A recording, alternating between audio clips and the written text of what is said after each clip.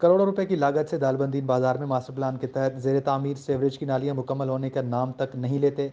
ठेकेदार गायब हैं, मजदूर बेयार मददगार, जबकि महकमा CNW के एक CN समेत दीगर अफसरान भी तामीराती काम में अदम दिलचस्पी का शिकार बन गए हैं। ठेकेदार के मुताबिक फंड्स रोके जाने के सबब काम बंद है, जबकि लेबर सामान की अदम दस्तयाबी का कहकर दुकानों के सामने बड़े बड़े खड्डे खोदने दुकानदारों का रोजगार बुरी तरह से मुतासर होकर रह गया है। महाना हजारों रुपए मुफ्त के किराया देने पर मजबूर हैं। इसी तरह ग्राहकों को भी सौदा सलफ खरीदने के लिए भी मुश्किलात का सामना है। एक महीने से समझ नहीं आ रहा कि नालियां कब और कैसे बनेंगी। दुकानदार और शहरी तजबज़ब में मुब्तला हैं। दुकानदारों का कहना है कि अगर चंद रोज में नालियां ना बनाई गई तो वो दुकानों के सामने खोदे गए खड्डों को अज खुद मिट्टी से भर देंगे।